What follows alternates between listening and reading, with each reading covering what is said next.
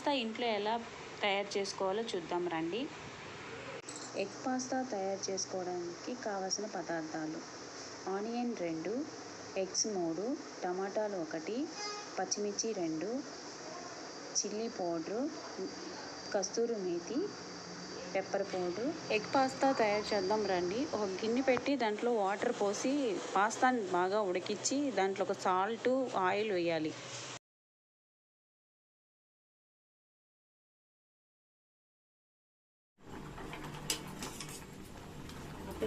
కళాయి పెట్టుకొని ఆయిల్ 2 స్పూన్లు వేసుకోవాలి.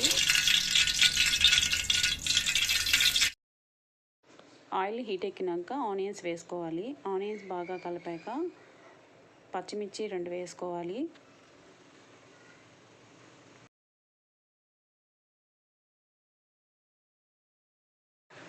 పచ్చిమిర్చి ఆనియన్స్ కొంచెం మగ్గాక టమాటాలు వేసుకోవాలి. టమాటాలు కొంచెం బాగా స్మాష్ అయ్యే వరకు కలుపుకోవాలి.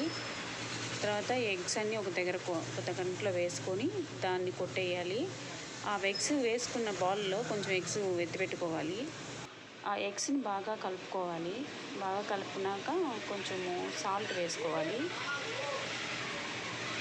సాల్ట్ వేసుకున్నాక కొంచెం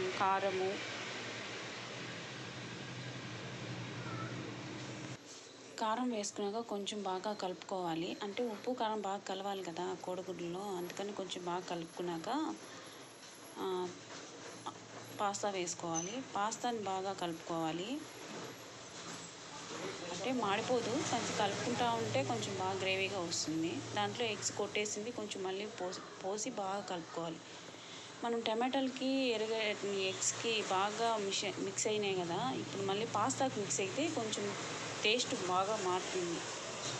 బాగా మిక్స్ చేసుకొని లాస్ట్లో మెంతాకు వేసుకోవాలి. మిరియాల పొడి వేసుకొని బాగా కలుపుకోవాలి.